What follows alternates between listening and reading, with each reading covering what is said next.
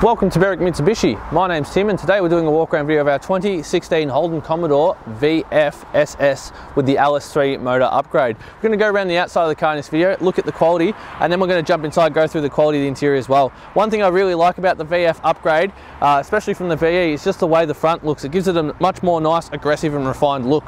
The VF Series 2 does give you the black vents on top of the bonnet on the SS version, as well as a nice LS3 down here because they upgraded from the 6-litre engine to the 6.2-litre engine.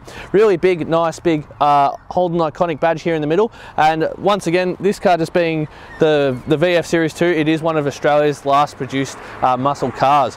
I like the way that inside the headlights as well, they got a bit of black in there to help go with the contrast of white on black, and a bit of chrome as well to help split it all up. You do have front colour-coded parking sensors across here, which makes parking a vehicle like this much very, very nice and easy.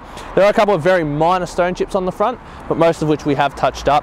As we move around now to the driver's side of the car, looking at our first driver's side guard, the contour of the way the wheels do stick out a little bit does give it a more aggressive stance. Stopping at our first premium alloy wheel, this wheel's in absolutely fantastic condition, just a little bit of brake dust settling on it with a brand new tyre. Really, really good to see. We've got chrome around our side vent here with our built-in side indicator. Our mirrors do have a two-tone colour-coded mirror cap with the white on top and then recessing into that black at the bottom as well. Colour-coded door handles really blend in with the rest of the car. One thing this car does have is keyless entry, so all you got to do is just stand on the side of the car, press the button to lock and unlock the car, and then jumping inside the car you can just press the push to start button as well, so the keys never have to leave your pocket or your handbag or purse. Coming now to our second premium alloy wheel, this one also has no gutter rashing on it and a brand new tyre as well, which is really, really good to see. Just above that, we do have our petrol fuel filler cap here on our driver's side. Coming to the back, you'll see that the darkened red tail lights, which do stand out up against the white colour here, do bend around the back of the car, and the contoured shape as it comes up along here does give it a really nice aggressive stance towards the back of the car as well. Big iconic Holden badge just in the middle of your boot. We do have a reverse camera and colour-coded rear sensors and quad exhaust tips as well. One thing I'll show you while we're back here is we do actually have 3 keys with this vehicle. And then all we got to do is just hold the boot button and it pops up. The spring-loaded struts here do pull up the boot nice and slowly, make it real easy to just get into the back here. Lifting up underneath this does reveal we do have a full-size spare wheel, which is also alloy. It's not a steel wheel, it's got the full alloy on it. A little bit of marking on that wheel, but nothing to be too concerned about there. As we move around now to the passenger side of the car, the passenger side is presenting just as good as the driver's side does. And stopping at our third premium alloy wheel, this one once again also has no gutter rashing with a brand new tyre on it as well, which is really good to see. These are 18-inch alloy rims as well. Coming down the rest of the side of the car, even the side skirt, the way that sort of protrudes out that little bit at the bottom of the car, fitting in with the rest of the contours, giving it a really nice aggressive look. I reckon Holden really nailed it with the VF. Just especially stepping up from the VE shape as well. Stopping at our fourth and final premium alloy wheel. This one once again is a bit dirty from a bit of brake dust, but otherwise brand new tyre on it and no gutter rashing either. What I'm going to do next, guys, I'm going to pop the bonnet, then we're going to have a look under here and we're going to talk a little bit more about the attraction to this car, which is the LS3 upgrade, that 6.2-litre engine that is just so good in these Holdens as well. Opening them up with a nice exhaust system does give a really good rumble. Lightweight hood as well, with nice gas strut to hold it up. Looking under here at our bigger V8 engine, you see it just sits nicely in the middle of the engine bay. This car does put out 304 kilowatts of power and 570 newton meters of torque. This car will actually use about 12.9 litres per 100 k's, which for a car with an engine this size actually is pretty good.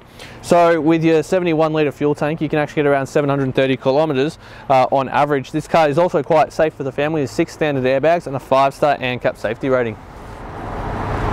To the interior of our car. The interior is just as well looked after as the outside. Starting over here to my right, we do have this really nice mixture of textures on the door card with a nice carbon fibre inlay, bit of textured leather here, and then your plastic finish up above that. Below on our armrest, we've got nice piano black finish with another bit of leather and a bit of white stitching across here. We do have our side mirror adjustment just towards the top of our armrest with full electric window control and child lock just below that.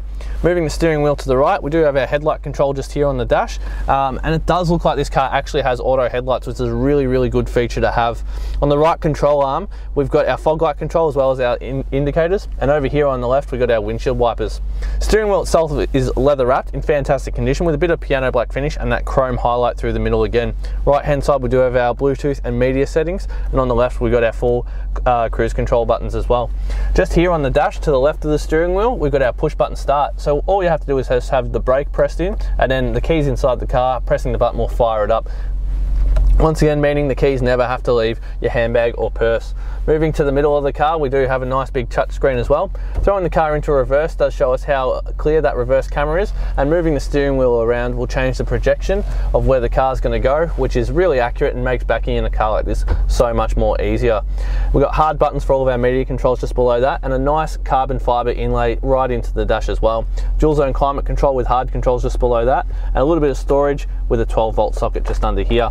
They've even put some carbon fiber trim around our automatic shifter.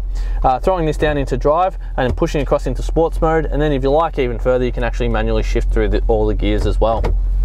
Just back from that, we've got an electronic park brake, as well as our parallel parking, traction control and parking sensors buttons. We've got dual cup holders just here, and moving this back, we've got a nice deep center console with USB port, a little bit of a charging spot for your keys as well, which is kind of handy to have, and a 12-volt socket just under there.